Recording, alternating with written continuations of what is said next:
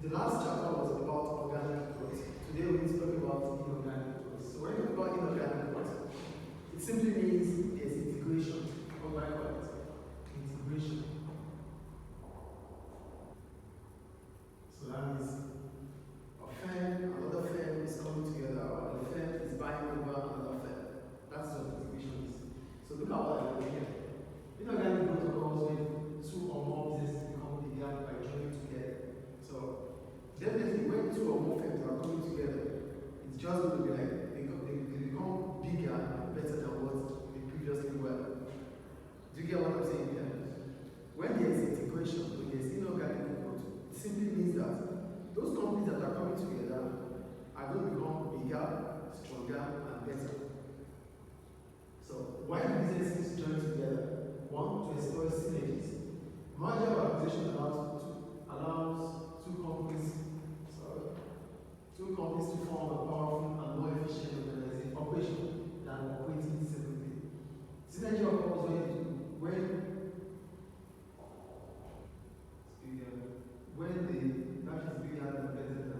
when the whole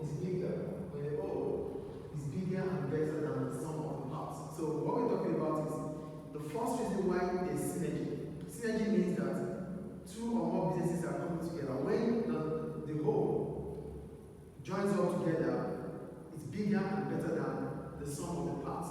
What does that simply mean? It simply means that if company A and company B comes up together, they become more efficient than company A working or operating separately and company B working or operating separately. That's what synergy means. Do you get what I meant here? Synergy occurs when the whole is bigger and better than the sum of the parts. The sum of the parts are A, B, C, D working separately. Whatever they do separately, when they put them together, it's not going to be the same as when they come up together to provide or to produce such products. Do you understand what the whole is bigger and better than the sum of the parts?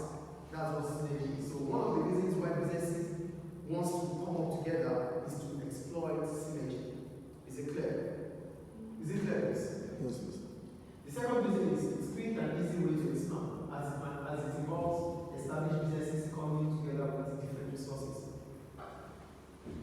When you are integrating, the other advantage is that those companies that are integrating are companies that are already established. They have their own premises, they have their own workforce, they have their own resources. So when you are joining resources together, it's better than you thinking of expanding organically. If company A is coming up with company B or joining with company C, company A is already a company that is established. Company B is also a company that is established. So it becomes easier for them to put resources together and to become faster than you thinking of expanding your business organically. Do you get it? The company is already established. It's a company on its own. It's an entity. Joining with another entity. That means it will be so fast in terms of growth and quicker. Do we get it? The third one. Buying another business is cheaper than going internal, as businesses that make themselves available always have less bargaining power. Most of the time, businesses that are willing to sell themselves, that are willing to be purchased, they don't have bargaining power. They are vulnerable. So it becomes cheaper for those that want to buy them. Do you get it? I wouldn't want to sell my business if it's doing well. Do you get the logic? Most of the time, businesses will not want to be sold because they are doing well. If they are doing well, they should attract more investors, not to be financed by takeover. So most of the time, when businesses are maybe in administration or they are doing poorly in terms of the market, they will be willing to sell. So at that point in time, the purchasing company will have a bargaining power over them, so it becomes cheaper. Do we understand? The fourth one, some businesses have cash available, and this is one of the best ways to use it to finance. This means what? Finance. Remember we said finance is the disbursement of cash from the surplus unit to a deficit unit. That is what finance is. Are you guys with me? Finance means you have cash available here, and you don't know what to do with it, and there's an opening here. So you're going to finance where there's deficit. The cash is available. Some businesses have cash. Some people have cash that they don't even know what to do with them. So the best way to use the cash is to finance a business or a project. Do we understand? Do you have any questions about it? The fifth one. Merger takes place for the defensive business. A business might manage to consolidate its position in the market. When merger takes place, business A, business B, business C coming together, it means that the competition in the market reduces. Yes or no? Yes. So that means business A, business B, business C are coming together to form a very better and efficient operation, which might solidify their position in the market. So their market position will go higher because now they are coming together as a force. The synergy is going to take place here. I would say synergy is when the whole is bigger, better, and stronger, and more efficient than the sum of the parts. So you become more efficient than what you used to be, then your position in the market becomes better. So it's a defensive way. The best way to defend is to attack.